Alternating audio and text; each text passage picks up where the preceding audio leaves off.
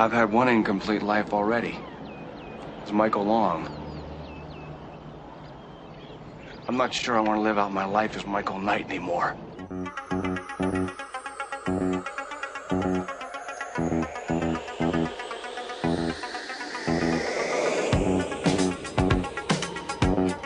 Knight Rider, a shadowy flight into the dangerous world of a man who does not exist.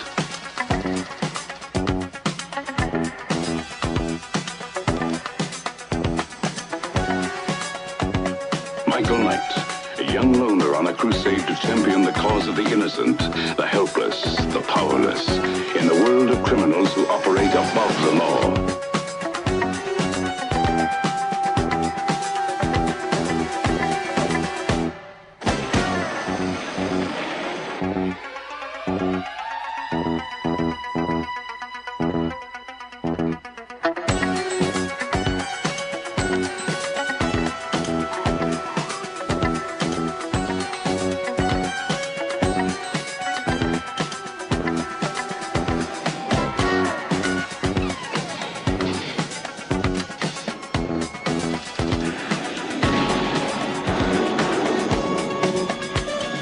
Hello and welcome to Beyond the Night, brought to you by the Geekcaster Radio Network and Audible.com. I am one of your hosts, Steve, Jim, Mike. Joining me is Dion the Music Man. Hello. Hey, we've made it to another recording somehow. Yeah, somehow. Transportation is so lax in the 80s. Yeah. Not everyone can have a, superior car. No. And today we're going to be reviewing 3 more episodes of Knight Rider Classic Season 4. 2 are awesome. 1 is, Kind of here. Yeah. Kind of here. Yeah, we will get into it after KITT hits the turbo boost. This can't be our table.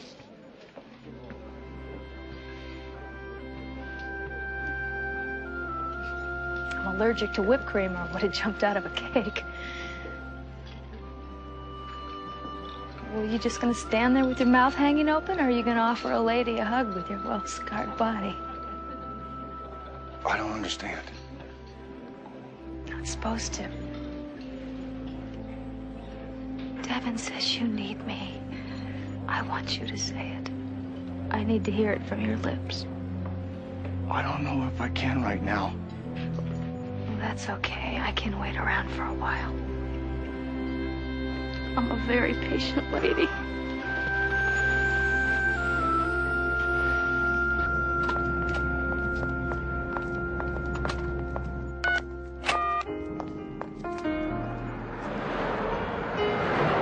What are you doing here?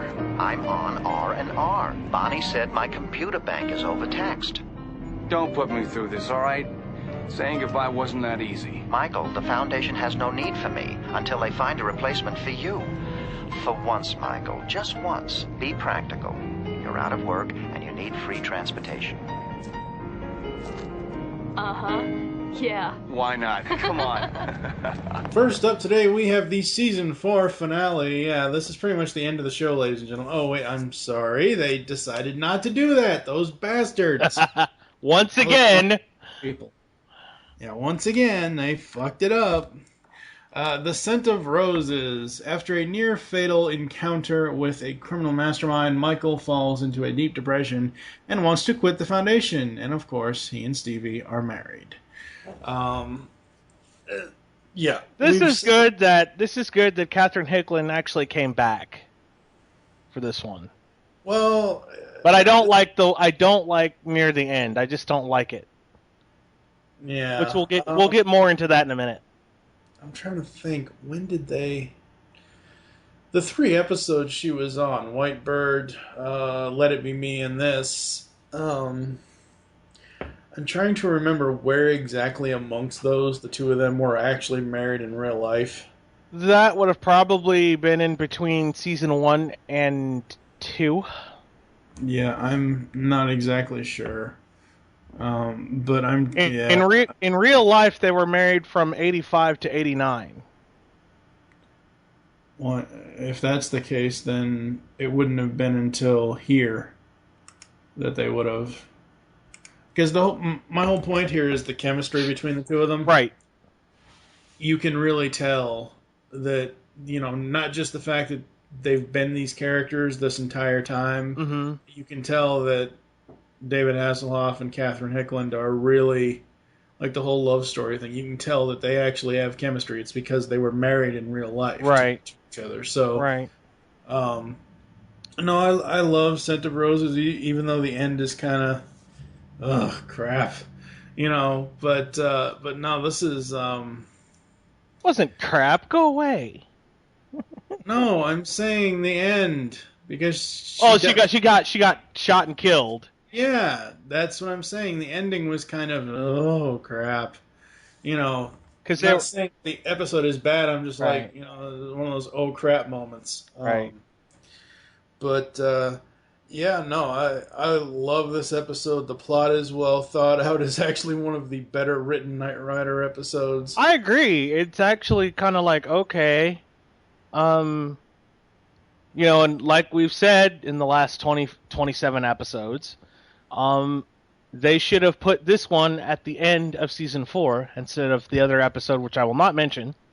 But they should have put this one at the end because what happens, KITT says, "Where are we going, Michael?" Michael says, "We're going home, KITT, to family. We're going back to the Foundation." Because as we all know, after Stevie is killed, he's got revenge on his mind. Michael does. He has revenge on his mind.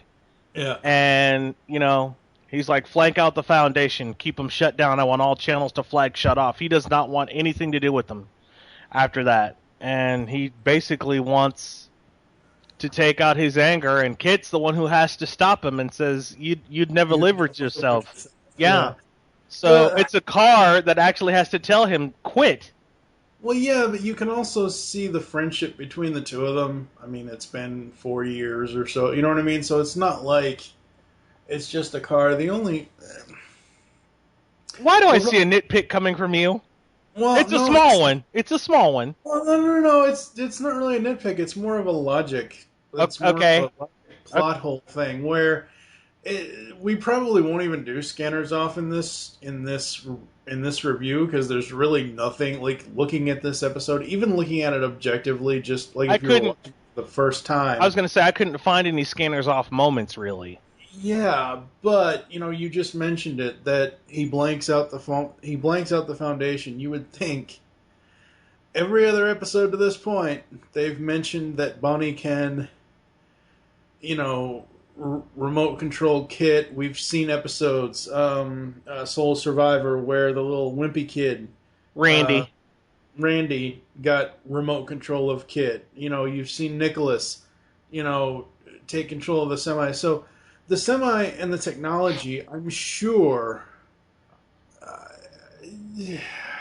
I find an issue with the whole blanking out flag altogether. That KITT can just cut himself off. I disagree with that, and I'll tell you why. I'll tell you why. Because Michael was like, "Look, stay out of my way. This is my, this guy killed my wife, so now I want revenge. Because you killed me, because you killed the part of me that mattered to me. I'm going after your boss, and I'm going to try to kill him." But KITT's the one who has to step in and say, "You wouldn't be able to live with yourself." I know, I understand that. You just said that like 5 minutes ago, but my point is, when Michael says blank the Foundation out, you would think that Bonnie would have created fail-safes for that not to happen, is what I'm saying. In the car itself? Yes. Okay, yeah. That's what I'm saying. You would think when Michael I understand if he wants to blank out and shut off like communications, like basically go radio silent. I get that part. KITT can do that, but what my point here is that at some point, because like KITT says, I don't believe what you're doing is right, but I'll stay with you. I think that should have been written as, I don't believe what you're doing is right. I'll go radio silent.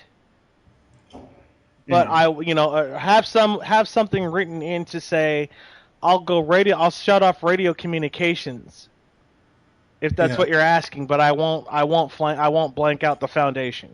Yeah. Something Yeah. to like. Is that what you're saying, basically? Yeah, pretty much, because there's got to be some sort of, I know the whole thing is, oh, well, going back to Night of the Phoenix when Devin said no, specifically you, Michael Arthur Long, or Michael Arthur Knight, Mr. Knight, whatever, the car obeys you. Right. I get that, but there are times like this episode where cooler heads have to prevail. I mean, yes, KITT was technically the cooler head here, and that's fine. I don't have a problem with that, but you would just think with the technology of this car, there would be some sort of fail-safes from even its own driver, you know what I mean, to stop him, you know what I mean? To cut off the entire foundation and not have some type of communication.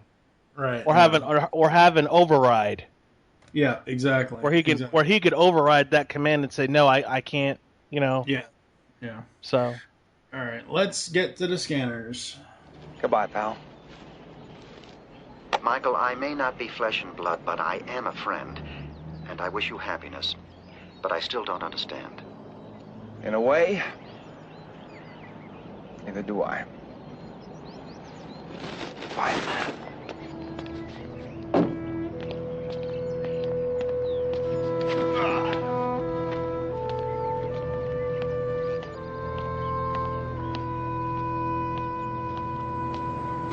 Yo, Michael. You're not getting away that easy. You got a goodbye party to go to. No thanks, RC. I already said my goodbyes. Hey, man. I haven't known you that long, but everything I've seen and heard about you tells me you're not the kind of guy to take the easy way out. Now, Bonnie and Devin, they've been to hell and back with you, man. They want to say goodbye. Look, hey, if I have to throw a flying tackle, you're not leaving them cold.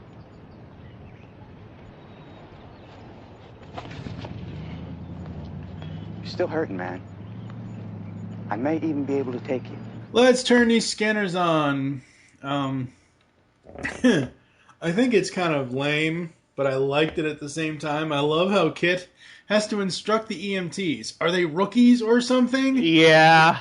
After Michael gets shot, you would think that an EMT would be able to take care of a gunshot wound. But the whole time, KITT's behind the ambulance, instructing them and monitoring Michael's vital signs, yet they have the equipment to monitor his vital signs in the fucking ambulance. I liked it. I thought it was funny, but it's like, holy crap. A car is actually telling a human what to do. Yeah. As I said earlier, I really enjoy the friendship that we see between KITT and Michael throughout the entire episode, but specifically the hospital scene, where KITT's like, there's not much I can do, but if you need a friend, if you need someone to listen to, that was a touching moment right there, because it really, their relationship throughout the years was strong, but I think this particular episode got them closer. In a lot of ways. Yeah. I really like that. Although now there is a comedic moment I kind of like for Scanners On. You see the nurse, the African American lady. Oh yeah. Take these pills before I do. Yeah. I've had patients that talk to walls, but never to a wall. Yeah. Yeah. That was funny. They'll help you sleep, and I liked that. That was kind of cute. I mean,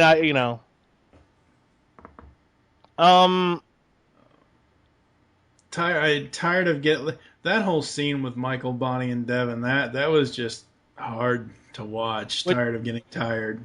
Which one? Tired. After he leaves the hospital. No, Are you talking about the scene where they're outside and he's like, Devin, I'm tired. It seems I've been getting tired for a long time. I could have sworn that was like the outside grounds of the hospital. That wasn't the foundation. That wasn't the foundation property. I don't. You'll have to take a still shot so I can see it.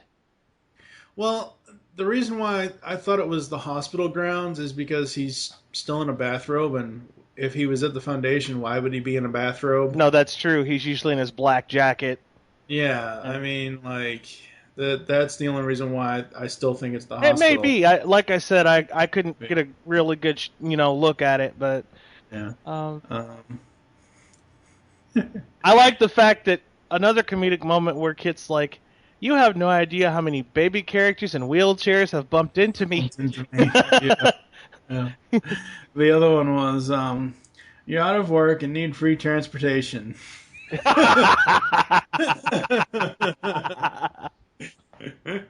And Stevie kind of looks at him and like, yeah. My computer banks are overtaxed. I'm so glad they didn't try to throw in a subplot here where they were trying to find, like, what's that one episode with the fake Nordstrom, LaSalle, where they fake it to the point where Michael leaves and they look for replacements for KITT, and they have, hey, little buddy. Oh, Night in Disgrace. Yeah, Night in Disgrace. But I'm glad that they didn't do that here. I am too. Would have taken so much away from the emotion of the episode. It would have ruined the episode entirely. Yeah, pretty much. It really would have. Yeah. Now I do also like the fact that, look, especially RC. RC actually has worked with Michael up to this point, and he's like, hey man, they want to say goodbye, and they've been to, Bonnie and Devin, they've been to hell and back with you. Yeah. And he's trying to convince him, hey, look, if I have to throw a flying tackle, you're not leaving them cold.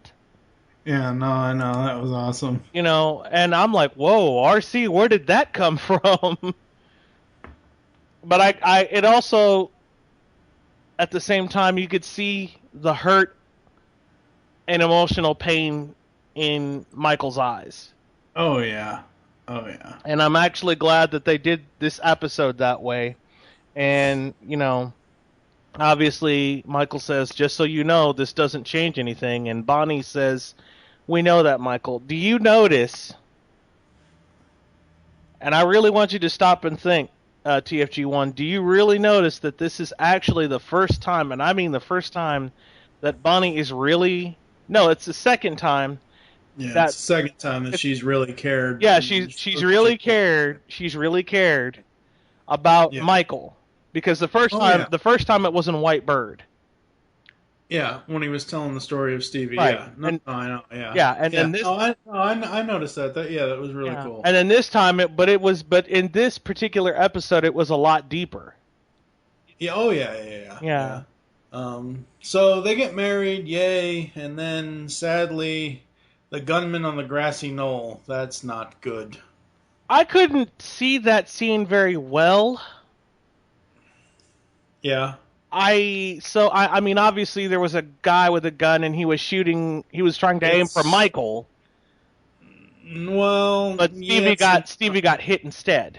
Yeah.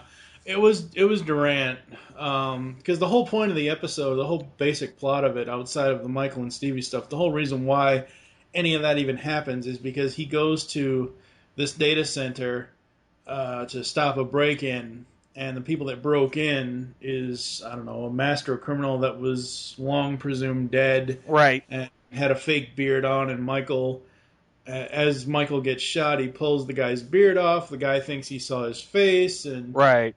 No witness can be alive, blah, blah, blah, blah. Right. So that's why this is all happening. Mm-hmm. And Devin recognizes the guy. Yeah, after KITT produces the image. Face, right. Yeah. And that was the guy that came and shot Stevie. So now I have a question for you. Yeah. Since we're talking about this particular episode. Now, do you think that RC would have been a good replacement for Michael, at least for the fact, due to the fact that he had been shot, and maybe RC would have been able to take over Michael's place? Nah. No? No. You don't think RC's so? No, RC's backup. RC's not a star. Oh, you're mean. You're so cold. That's wrong. No, I'm serious. He's, because he was the muscle, really. Yeah, but well, no, yes and no, maybe. Well, no. Michael was also the muscle, but I mean, RC, he's good to have in a pinch. Oh, I just feel it. What? I was gonna make a Tito joke. Oh! But I saw that joke coming, and I'm like, don't go there. Yeah. RC is good in a pinch. He's good as a sidekick. He's good as a secondary character. I don't think he could have worked it as a starring role if I don't mean like permanently. I just meant for this particular episode. Well, I mean, he kind of was in this particular episode. I mean, he kind of was, the one that basically stood up to Michael when Michael was all depressed. And, I mean, he kind of, and he'll have, a couple of starring roles kind of in the episodes after, not directly after this, but as the season progresses, there are a couple of moments where RC does get to shine a little bit more. Right. But you think he's better as a backup? Well, the whole point of the show is one man can make a difference. That one man is Michael Knight. Right. But I was just asking, not because to change the persona, but just kind of like your opinion when you saw this particular episode. Okay, Michael is obviously shot again. He was supposed to be left for dead again. Yeah. He does make it. And was this a different doctor when they came out to tell Bonnie and Devin? Because I swear that looked like the same guy we saw from season 1. No, it was a different person. Okay, I was wondering if that was the same guy. It's the guy from season 1. Yeah, it was a different actor. Okay. Guy from season 1 looked totally different. Yeah, I wondered if that was the same guy or if it was a different person. No, but I just, I was just wondering from your perspective on this particular episode, Michael is shot, he's left for dead, he gets married, and then maybe, Devin, maybe they would have it written somewhere that, okay, look, we know that you're back up, this and that, we understand that, but this time Michael needs some help or something. And no, because that's not the way the episode was written. The episode was written to the point of... if you look at the writing of the episode, you automatically know as soon as, Michael has... The whole point of him getting shot and then, going off with Stevie was because he wanted to... wasn't sure which life he wanted to live. Right. If any all again. And the whole point was for him to leave the Foundation. I assume if that had happened, we would have seen some sort of other, maybe... undercover work or something, like a mission here and there. We wouldn't have, it wouldn't be like the full-time thing. And the whole point was, he wanted to live his life with Stevie. Once that was taken away from him, he has nothing else other than the Foundation. Right. He had nothing to go back to. Yeah. So bringing RC did shine in the episode because I do love the slow-mo with Devin and RC, the slow-motion moments after Stevie is shot and they run after Rollins. I did like that. I thought that was great, but I mean, no, not for this episode. No, RC did not need to be in the spotlight. Yeah. So, like I said, it was just, kind of my question towards you on how you saw that. Because I was like, well, what would happen if they put RC there? But then the more I looked at it, I'm like, maybe not. Since RC was kind of the backup person anyway. Yeah, pretty much. But I really, since we're still in the scanners, I would assume, I really don't have any scanners off moments here. Yeah, no. I mean, this episode is pretty much perfect. Yeah. And I really, like you said when we started to begin this recording, I really think that this was the perfect season 4 finale. Yep. And they fucked it up. So we're going to next episode. Michael Knight is your target. Lock on and destroy. Michael Knight sighted. Attack mode engaged. Kid, no. Kid tried to kill you? I had to play dead to escape. Marco, does that mean the car's ours? Yes, we're in. All KITT's major systems are malfunctioning. Your target is the convention center. Oh, there are hundreds of people in there. Marco, you'll kill them. Can you handle this thing? You're about to find out. Pull the module in KITT's control panel and replace it with this one. Real steady. Why are you getting zapped by his anti-theft charge? We have seconds, Michael. Hurry. Kid! Up next is Killer KITT. An embittered electronics genius gains control of KITT's programming and turns the car on Michael. Okay. Let's get the logic out of the way. Oh, no. Let's get the logic out of the way. Even though they technically took out KITT's memory module, his whole programming bank of memories and everything else, his main function is the preservation of human life, specifically Michael. So even if they replaced it with a different program, there's no way in hell that they should have been able to have him go after Michael. There's just no way in hell. Even if it was a reprogrammed car, it was a reprogrammed CPU, it just doesn't fit for me at all. Yeah, but look at also, though, and I understand your logic, I'm not disagreeing with that, but look at later in the episode what he said that CPU is supposed to do, or was supposed to do. It was breaking down the car's programs, etc., blah, blah, blah, blah, blah, so he could gain access to the car. Yeah. I like the plot. I think the plot's kind of cool. I think the revenge storyline, I was like, how many people has the Foundation screwed over? Really? You got this many fucking people going after you for revenge?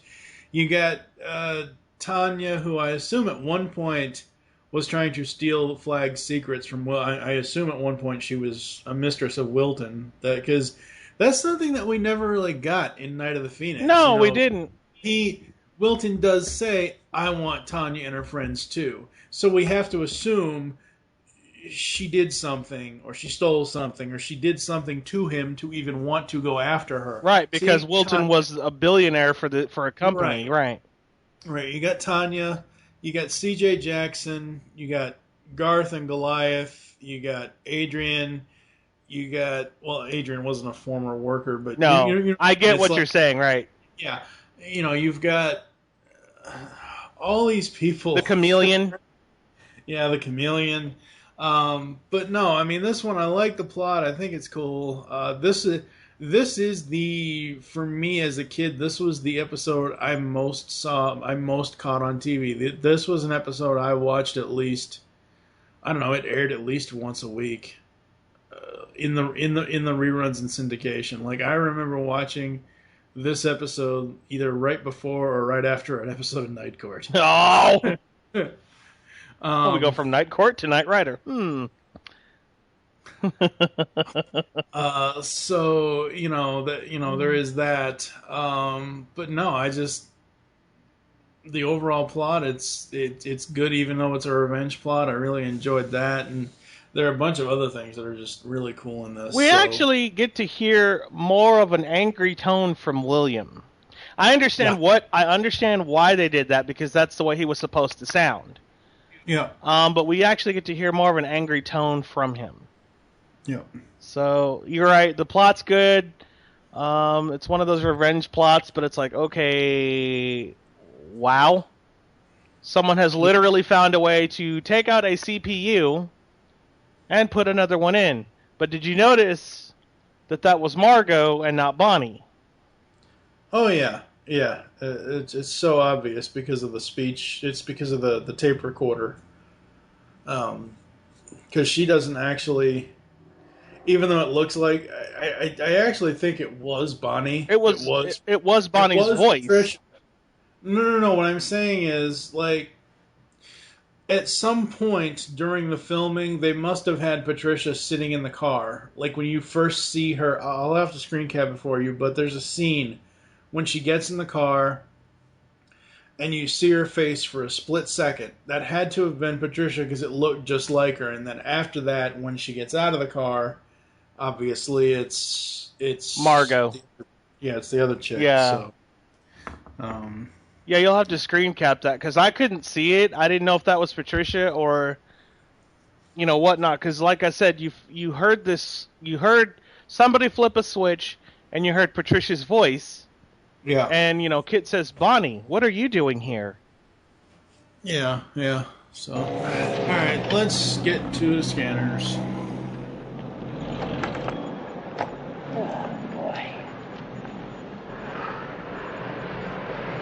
Boy, what a day. It's not over yet, lady. Who did that? I did, and unless you want to meet a similar fate, madam, I suggest you keep your ample derriere off my hood. Watch your language, young man, or I'll report you to the principal. Let's turn the scanners on. I honestly, even though I have, some, little nitpicks here and there, I really love everything about this episode, from KITT going evil to Michael sneaking around the warehouse on the bike. It's just, everything about it was just so awesome. And then I can't believe that Michael ever would say this, but I see why. There's one thing we can do. Destroy KITT first. That was My jaw dropped. I'm like, what? As a kid, that commercial break was agonizing. Oh.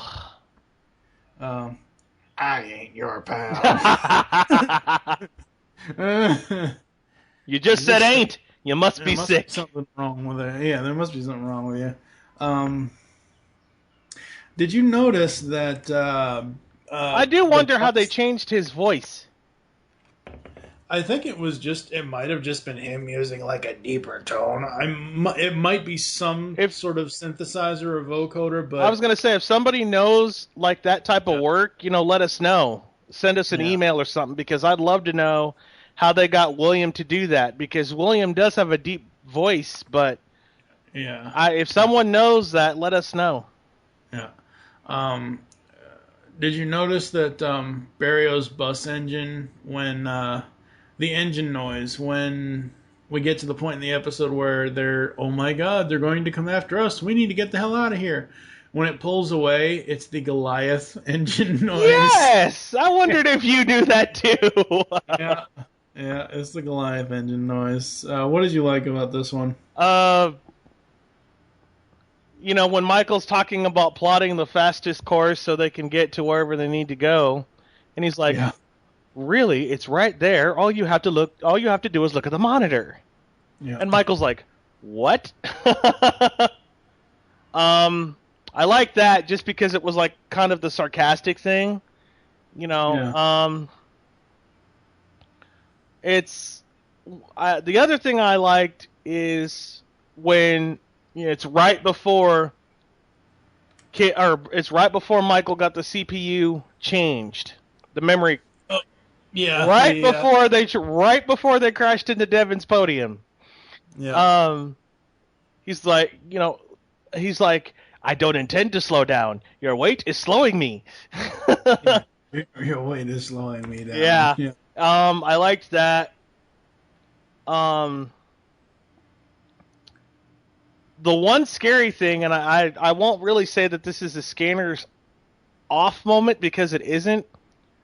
But do you notice that when Michael was trying to stop KITT from driving, they almost hit a lady in a wheelchair? Because I was looking at that scene like, oh my god.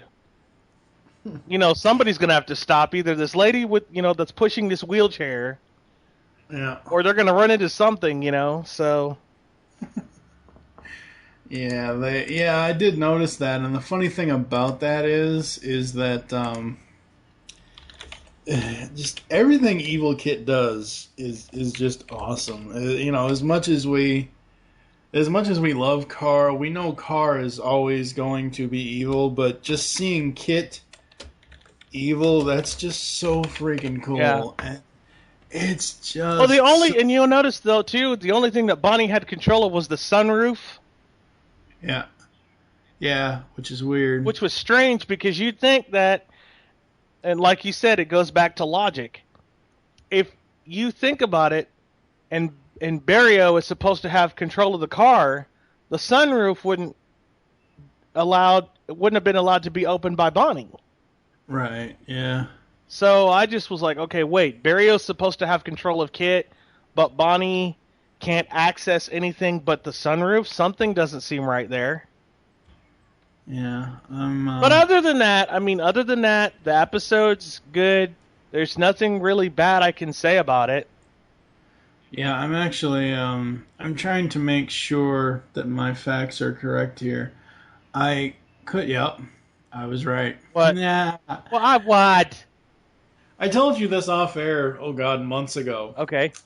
The crossing guard that was pushing the wheelchair that first started sitting on KITT, and he's like, "It ain't over yet, lady." Yeah, the lady who played The crossing guard was Anne Ramsey. Yeah.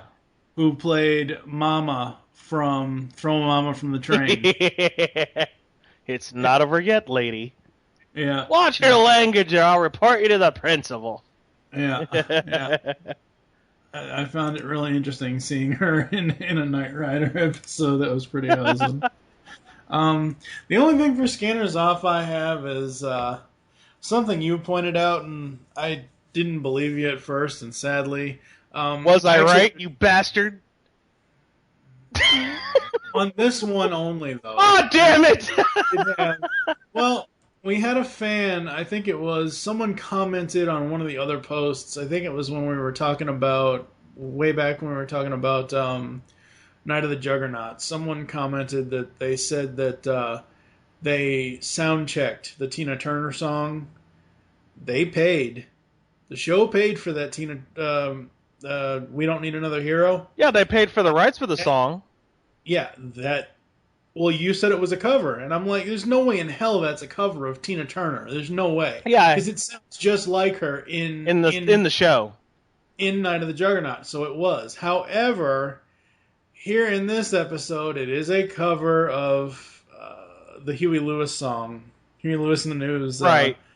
Find My Way Home, which sucks that it's a cover.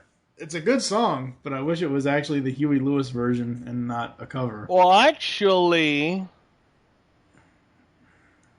that song was used. No, that song wasn't used again. I'm sorry. There was a Huey Lewis in the News song. A few of them that were used throughout the show. Yeah, there were a few that were used, but that particular one was only used in this episode. Yeah, because it was a cover. Now, what do they commented on the comment I made, or? No, well, yeah, somebody had commented on the website as far as what we said in the episode about Tina Turner. You had said in that episode that you thought it was a cover, the Tina Turner song from Night of the Juggernaut. Okay. And they were saying that the person said that they had sound checked it. They compared it from the show to the actual track, and it is the same. It isn't a cover in the show. They paid. Okay, so they paid for the rights for the song, right? Basically, but it isn't her singing it. No, it is her singing it. It is? Yes. No, it's not. Yes, it is. It is. Anybody who's got a great ear for music and who is blind, I'm putting this out to all blind people. No, hold on. Shut the fuck up. You played a fucking blind card. What the fuck, dude? It has nothing to do with someone that's blind. No, I'm doing this for a reason. I am hearing. I listened to the song, and I listened to I actually bought the actual real song off of iTunes, but I'm telling you, someone else, not me, somebody else, commented on the website post saying that they had... it's not her. It is. No. It is. No, it's not.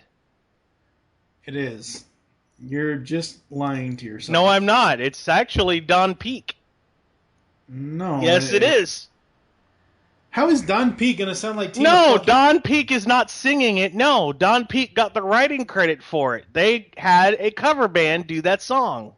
It's not her.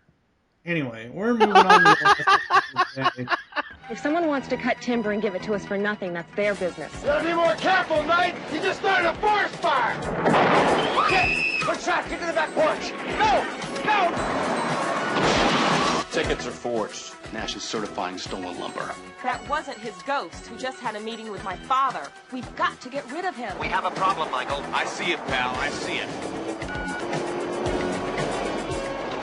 Lastly up today, we head out of the woods. A family logging outfit is unable to sell its timber because the local sawmill is buying pirated timber that was out on the national park land. Oh, God. Yawn. Yeah, this episode makes me want to belch up pizza. It's just... There's only one good thing about this episode, and I'll talk about that later when we get to the scanners, but... oh, boy. Yeah. The plot sucks. The plot is stupid. I don't even remember Samantha Dutton. She says, "Oh, I saw you a couple of years ago." Like, they are old friends. I don't remember her from any episode. We never saw that character in any of the episodes. I know. So, I don't Why like would that. you say that? Like, What? why would Michael say, "Oh, I remember this shy little girl," you know? Yeah, but that's the thing. It's like, I don't, like... I wouldn't have minded it if, like if she was Slammin' Sammy's daughter or something, where, you know, you bring back, you know, you bring back something that we've already seen, but to basically reference some mission or something that we've never. I don't like that at all. So, I don't either. The plot's just dumb. It just is. Can't really say anything much about this episode here. No, not really. So let's get straight to the scanners. Hey, Mickey, you mind telling me where we're going? Oh, no, Bonnie's got to fix your vocal cords. If you don't drive me crazy first, we're going to Whitby's. Give them the good news. Bet you they're going to be happier than a couple of off-duty cab drivers. Anything else I could do for you? If that tree wasn't from Castleberry Grove, where was it from? See what you can come up with, okay? Mickey, to you, the moon. You know that. Give me the moon. Give me the data. Give me a pizza. But please, stop talking like that. Just do it without talking, please. So like I was saying, Mickey, I love KITT's New York accent. That is the one thing. Give it to me any way you can. Just stop talking like that. I do want to know if that was William or someone else doing that. It was probably somebody else doing that. Most likely. Give me the moon. Give me the moon. Give me the pizza. Just give me the dinner, but please, just stop talking like that. Give me without talking, please. Yeah.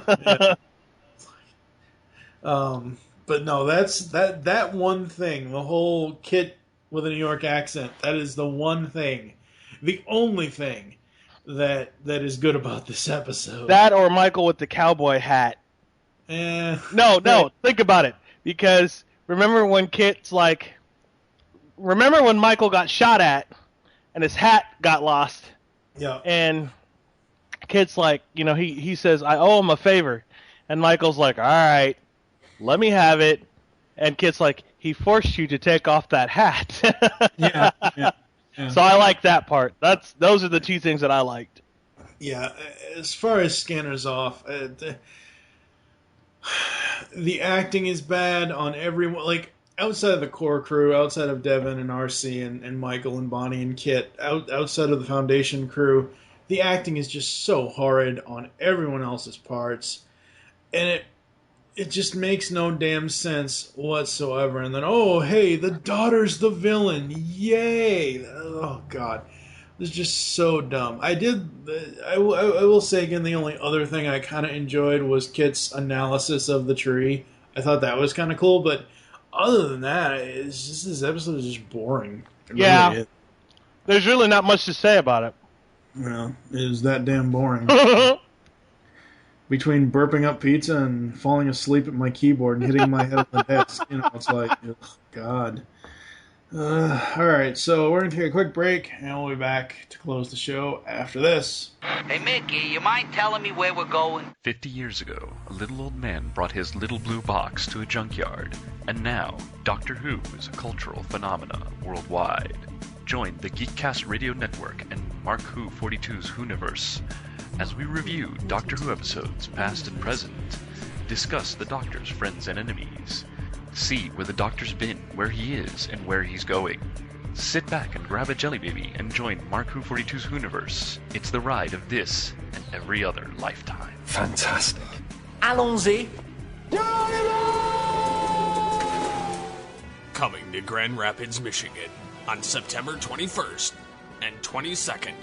is GrandCon Gaming and Comics Convention, presented by Celebration Cinemas. Join us in playing or chatting it up with fellow enthusiasts in a community that understands your passions. Get lost in the adventure of your favorite role-playing game. Admire costumes and art from vendors and attendees. Meet the creators behind your favorite mainstream and independent games and comic books. Check out unpublished games and sneak peek at things to come. You can get all this and more at GrandCon. For more information, please visit www.grand-con.com. Hey, this is the Music Man 08, one of the co-hosts of the Knight Rider podcast heard on Geekcast Radio. Do you like variety? Would you like to hear variety out of the clear blue sky? Then head on over to www.sky106.net and hear just that. Not only that, send us feedback if you have a show request, or if you think you have what it takes, fill out the application page to become a DJ. You can also add us to Twitter and MSN. Once again, the website to visit for all of this and more is www.sky106.net. KITT. Yes, Michael. Just keep driving. We are back, and let's just get straight into the ratings. Scent of Roses. I think we can both agree it gets a 5. Oh, God, yes. 10 if we were using a 10-point scale. Mm-hmm. Killer KITT, Killer KITT is part of my childhood. It was the episode I remember watching the most in reruns, so Killer KITT for me gets a 5. I have to give that one a 5. I really do. Yeah. Sure, there are a couple of jumps in logic, but they're all right. But they redeem themselves on it. Yeah, pretty much. And then Out of the Woods. Mickey's the only redeeming quality to the episode, so I'll give it 1. Yep. I'll give it a 1. Yeah.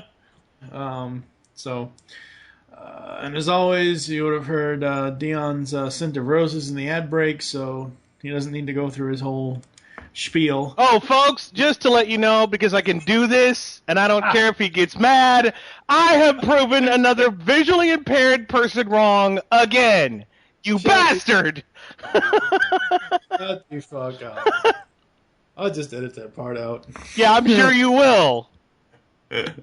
He doesn't like the fact, folks, that I can enjoy my moment of glory that I just proved him wrong about a cover song of Tina Turner's. Yeah, well, to oh god, I don't know how to say his last name. The guy that posted on the GCRN website saying that he thought he compared them and he thought it was Tina. Richard, I think it's Pion. I don't know how to say his last name. I don't know. Sorry if we butchered it. Yeah, Richard, you and I are both wrong. During the break, Dion and I listened to both the original Tina Turner version from the Thunderdome soundtrack and the song that's sung in Night of the Juggernaut, and it is a very, very, it's a very close proximity. It's a very good cover artist that is doing it in Knight Rider. So, yeah. Oh well. Ass. You ass. Ass. All right. Thank you for joining us.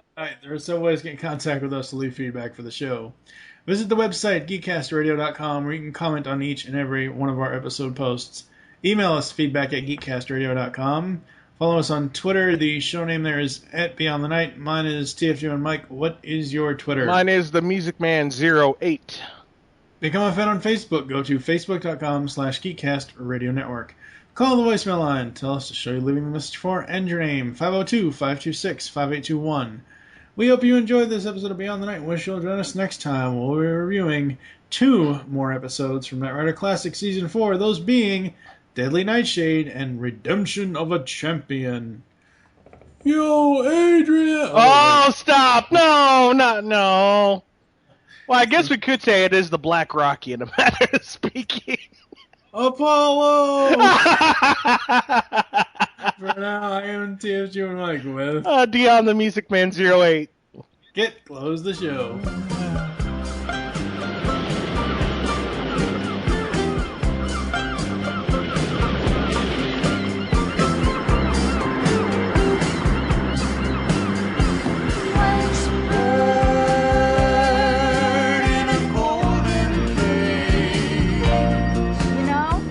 was very young, I heard something, and for the life of me, I can't seem to get it out of my mind.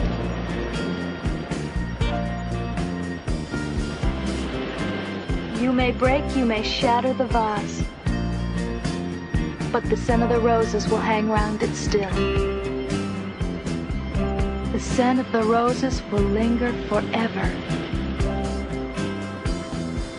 Forever.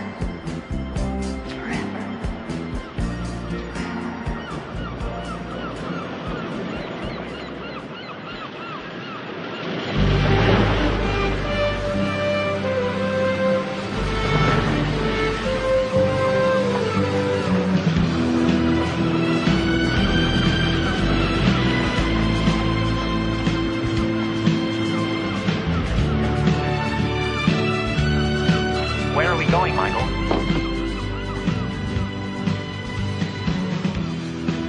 We're going home, kid. With family.